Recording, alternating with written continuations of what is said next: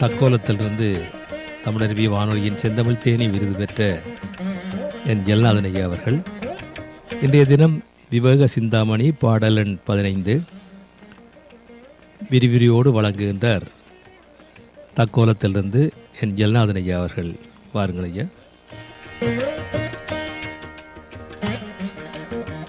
தமிழே அமுதே வருவாய் நிறைவாய் தருவாய். உலகெங்கும் உள்ள தமிழ் உறவுகளுக்கும் ஜெர்மனி தமிழருவி வானொலிக்கும் இயக்குநர்கள் தமிழ்வேல் திரு நைனை விஜயன் அவர்களுக்கும் தமிழ்ச்சுடர் திருமதி சசிகலா நைனை விஜயன் அவர்களுக்கும் நேயர்களுக்கும் மற்றும் உள்ள அனைவருக்கும் என் வணக்கம். விவேக சிந்தாமணி எனும் தலைப்பில் அந்நூலில் உள்ள பாடல்களையும் என்னுள் பதிந்த கருத்து தெளிவுரையும் வழங்குகிறேன்.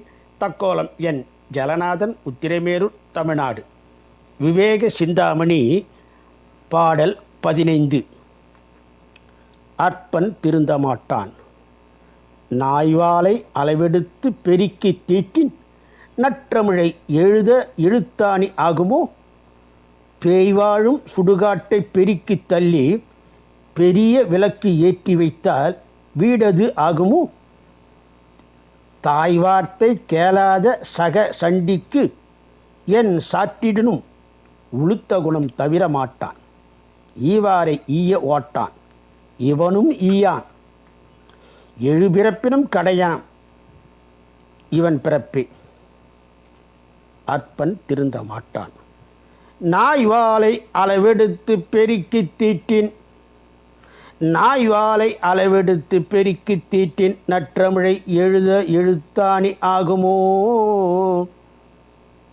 பேய் வாழும் சுடுகாட்டை பெருக்கி தள்ளி பெரிய விளக்கு ஏற்றி வைத்தாய் வீடது ஆகுமோ? தாய் வார்த்தை கேளாத சக சண்டிக்கு என் சாற்றிடினும் உளுத்த குணம் தவிர மாட்டான். ஈவாரை ஈய ஓட்டான், இவனும் ஈயான். எழுபிறப்பினும் கடையாம், இவன் பிறப்பே. நாயின் வாளை எழுத்தாணிக்குரிய இலக்கணப்படி அளந்து நீட்டி தீட்டினாலும் நல்ல தமிழை எழுதுவதற்குரிய எழுத்தாணியாகுமா? பேய்கள் வாழ்கின்ற சுடுகாட்டை பெருக்கி குப்பையை அகற்றி தூய்மைப்படுத்தி அங்கு பெரிய விளக்கை ஏற்றி வைத்தாலும் அது வாழ்வதற்குரிய வீடு ஆகுமோ? தாயின் சொல்லை கேளாத சண்டி குணம் கொண்டவனுக்கு எத்தகைய முறையில் சொன்னாலும் தான் உலோப குணத்தை கைவிட மாட்டான். கொடுக்கும் குணம் கொண்டவரை கொடுக்க விட மாட்டான், தானும் கொடுக்க மாட்டான். இவன் பிறப்பு 7 வகையான பிறப்புகளிலும் கீழானதாகும். மீண்டும் பாடலை பார்ப்போம். அற்பன் திருந்த மாட்டான். நாய்வாலை அளவெடுத்து பெருக்கி தீட்டின் நற்றமிழை எழுத எழுத்தாணி ஆகுமோ? பேய் வாழும் சுடுகாட்டை பெருக்கி தள்ளி பெரிய விளக்கு ஏற்றி வைத்தால் வீடது ஆகுமோ? தாய் வார்த்தை கேளாத சக சண்டிக்கு என் சாற்றிடனும் உளுத்த குணம் தவிர மாட்டான். ஈவாரை ஈய ஒட்டான், இவனும் ஈயான். எழுபிறப்பினும் கடையான், இவன் பிறப்பே. இத்துடன் இன்று நிறைவு செய்து தொடர்ந்து வரும் நாட்களில் விவேக சிந்தாமணியில் உள்ள பாடலையும் என்னுள் பதிந்த கருத்து தெளிவுரையும் பார்ப்போம். வாய்ப்பளித்த ஜெர்மனி தமிழருவி வானொலிக்கும் மற்றும் உள்ள அனைவருக்கும் நன்றி, வணக்கம்.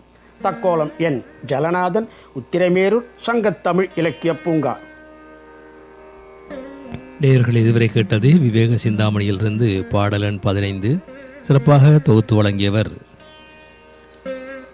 தமிழருவி வானொலியின் செந்தமிழ் தேனி தக்கோலம் என் ஜெல்நாதன் ஐயா அவர்கள், உத்தர மேரூரிலிருந்து. நன்றிகள் ஐயா. மீண்டும் இணைந்து கொள்வோம். நன்றி, வணக்கம்.